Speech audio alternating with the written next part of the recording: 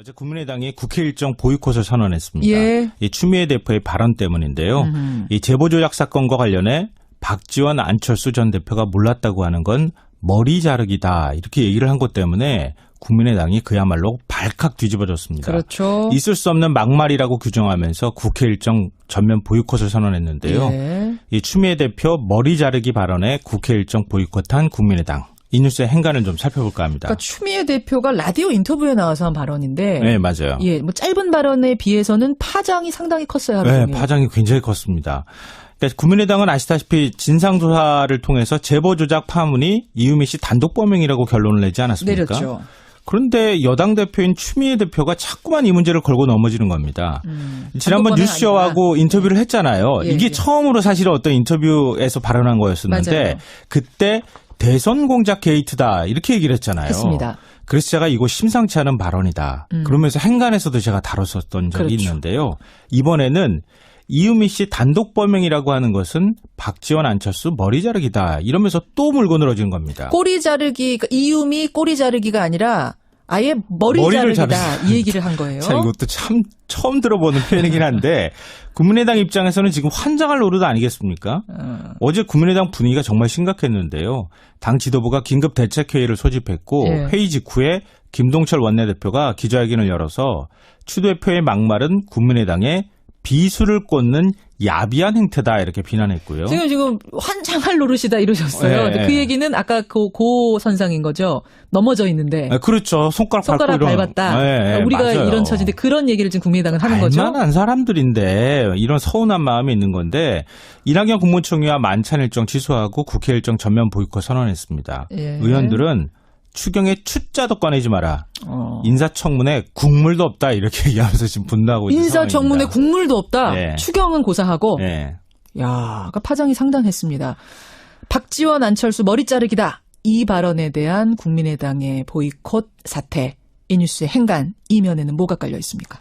첫 번째 인간은 고마해라. 말 묻다 아이가. 왜 또 친구 입니다. 대사가 나오니까 왜? 그러니까 국민의당은 지금 절체절명의 위기 상황이죠. 당 진상조사에서는 이유미 단독 범행으로 결론을 냈는데 네. 검찰에서는 또 다른 분위기예요. 그렇죠. 이준수 전 최고위원 자꾸 소환하죠. 어제는 이용주 의원 보좌관까지 소환을 했습니다. 예. 이런 상황에서 여당 대표가 자꾸 불을 지르고 있는 거예요. 단독 범행 검찰을 아니다, 향해서. 그거. 아니다. 이건 공작 게이트다. 뭐 이렇게 얘기를 지금 하고 있으니까. 안철수, 박지원 머리 자르기다. 정말 미치고 팔짝 뛰고 싶은 심정인 거예요. 이 최명길 의원은 어제 시사잡기에 출연해서 예. 추미애 머리 자르기 발언은 검찰을 향한 압박 메시지다. 이렇게까지 지금 얘기하고 있는 상황입니다. 가이드라인을 준 거다, 여당 대표가. 그렇죠. 여당 대표가 자꾸 공작 게이트다, 대선 공작 게이트다, 아니면 머리 자르기다 이렇게 얘기를 해버리면 검찰 입장에서 너무 신경 쓰이잖아요. 이 얘기가. 여당 대표가 머리가 지금 있다. 네, 네. 꼬리 자르지 말아라고 얘기하고 있는데 검찰이 빨리 끝내기 어려울 거다. 부담스럽죠. 솔직히. 이제 그렇게 보고 있는 거예요. 국민의당 입장에는. 그러니까 국민의당은 고마해라. 진짜 죽을 지경이다. 예. 이러면서 쓰라린 울분을 표출하고 있는 것이다. 그래서 추 대표의 정계 은퇴까지 요구하고 있는 그런 상황이라고 볼 수 있습니다. 국민의당의 심정은 고마해라. 네. 많이 묵었다. 네. 자, 두 번째 인간은 뭡니까? 두 번째 인간은 프레임이 바뀔 수도 있다입니다. 이건 무슨 말씀이세요? 뭐 제가 자주 방송에서 쓰는 표현이죠. 프레임. 정치공학적인 이야기도 한데요. 예. 제가 코끼리는 생각하지 마세요라고 말하는 순간 코끼리 코끼리를 코부터 생각해요. 생각하는 거잖아요. 맞아요. 이게 바로 프레임이거든요. 예. 추경 보이콧, 추미애 정계 은퇴, 전면전 이렇게 서로 간에 두 당이 맞붙게 되면 어떤 일이 벌어질까요? 어떤 일이 벌어집니까? 국민의당이 의도했든 의도하지 않았든 이제부터 국민들은 과연 추미애 대표가 사과할까? 송영무 조대욱 후보자 청문회는 어떻게 되는 거야? 설마 일자리 추경까지 보이콧을 할까? 자꾸 이런 생각으로 생각이 뻗치게 되는 거예요. 프레임이 바뀐다. 그러니까 국민의 관심은 싸움으로 가게 되는 거예요. 그러니까 증거 조작 사건이나 이런 쪽으로 가지 않고 싸움으로 자꾸 몰리게 되니까 그렇죠. 어찌됐든 제보 조작 사건이 잊히는 효과가 발생한다는 겁니다.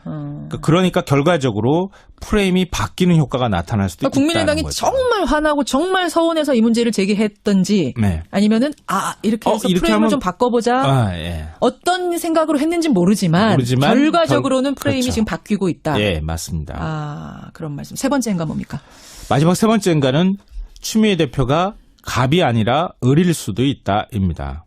이건 무슨 말씀이세요? 뭐 추미애 대표 여당 대표니까 갑의 입장이라고 생각할 수 있지만 국회 현실을 봐보세요. 국회 현실에서 을 같은 갑이에요. 그러니까 여소야대. 120석을 갖고 있는 왜소한 정당이거든요. 여당이에요. 예. 추경, 청문회, 정부조직법 등등에서 국민의당 협조 없이는 할 수 있는 게 아무것도 없습니다. 그렇죠. 국민의당이 한번 뿔나잖아요. 가뜩이나 보수당에서 민주당 이중대란 소리 들어가면서까지 지금 협조를 해왔는데 우리를 꿔다 놓은 보리자루 취급을 해? 이렇게 하면서 당신들 맘대로 해보셔. 이렇게 나오면요. 갈 길 바쁜 문재인 정부는 진짜 답답한 상황에 처할 수도 있습니다. 어제 우원식 원내대표가 당에서 상의하고 나온 발언 아니다. 나도 곤혹스럽다. 이렇게 얘기한 이유가 바로 여기에 담겨있는 의미 때문인데요. 그러니까 그 뿔을 내는 행동이 옳으냐 그르냐는 차치하고 일단 상황이 어려워지는 복잡해지는 건 맞아요. 그건 맞다. 그러니까 추다르크, 이 강력한 신념주의자 추미애 대표가 과연 사과할까? 이거 지켜보는 것도 하나의 관전 포인트가 될 것 같아요. GH입니다. 아유, 피곤하시죠? 아유, 그렇지요. 주마다 4번씩 공판 받느라고 아주. 근데 만약에 임기 중이었으면은 주마다 5일씩 근무하는 거잖아. 게다가 일도 좀 많아. 지금 문통님 봐. 뭐 잠잘 시간도 없지만 저래 한다는데. 외교 막 그런 거. 신경 바짝 써야 되는 일도 엄청 많고. 있잖아요. 현직이 있었으면 그게 더 피곤했을 거야. 근데 잊으셨나 보다. 뭐를? 난 그렇게까진 일한 적은 없어서. 아, 그렇죠. 제가 몸을 막 혹사시키면서까지 일을 하는 스타일은 아닙니다. 너무 아니시죠. 저는 저를 좀 아껴요. 너무 아끼시죠. 근무 시간에도 많이 쉬어봤고. 7시간, 8시간 막 쉬었지. 근데 그런 식으로 잘 지내다가 지금 주 4일씩이나 재판을 받으려니까. 아주 죽겠죠. 난 살면서 요즘처럼 이렇게 바쁘게 살아본 적이 없는 것 같아요. 진짜 그러시겠다. 최고로 빠듯한 스케줄을 하시는 거였다. 그리고 난 살면서 이번처럼 가을을 기다려본 적도 없는 것 같아요. 가을? 뭐 10월? 그치. 아, 그치. 10월이요. 빨리 와라. 10월까지 판결 안 나면 저 기한 만료대가 풀려나시게 되잖아. 10월까지 판결 날 것 같습니까? 내가 볼 땐 힘들어. 왜요? 제가 저질러 놓은 일이 워낙 많아요. 그래서 양이 많아. 이게 지금 그 자료부터 너무 방대하고. 그렇지. 그래서 일이 너무 많으니까 어쩔 수 없이 주 4회씩 하자니 그런 건데. 아마 주 5회씩 해도 다 못할걸요. 그치. 그 정도로 방대하지. 국정농단의 흔적들이 뭐 어마어마하지. 근데 심지어 저는 이번 여름에 많이 아플 예정입니다. 아. 덥고 지치고 난 연약한 여성이고 또 연로했고 무리한 일정에 건강 이상을 꾸준히 호소할 예정이고. 10월도 많이 기다리고 있고. 그렇지. 이렇게 하는 거지. 이렇게 하는 거지요. 내 친구 재벌 총수들도 그런 데 들어가잖아. 많이들 또 그런 방법으로 뭐 이렇게도 했고. 프로그램이 있어, 프로그램이. 그 얘긴 들었죠. 종범 씨 수첩 얘기. 그러게. 그걸 재판부에서 증거 능력 뭐 인정 안 한다 했다면서? 예. 그렇게 흘러가? 그렇게 흘러가요. 정말 깨알처럼 다 적혀 있어가지고 거의 뭐 역사적 사실을 기록한 뭐 사초급이다. 이런 소리까지 들었던 종범 씨 수첩인데 그게 증거 능력으로 인정이 안 되는구나. 예, 그렇게 되면 일단 이 부회장 쪽도 한결 편할 거예요. 이 부회장 쪽이 막 뇌물 혐의에서 한결 유리하고 편해지면은 나도 좋아지고. 아, 그렇게 흘러가는구나. 역시 세상은 쉽게 바뀌지 않아. VIP 한 명 바뀐 것 뿐이지 뭐. 자, 하이파이. 예. 아유, 열심히 하세요. 잘 되시는 거 보면서 나도 기운 좀 얻게. 고맙습니다. 들어가시죠. 예. 나도 사실 중요하잖아. 문 열어요. 열어.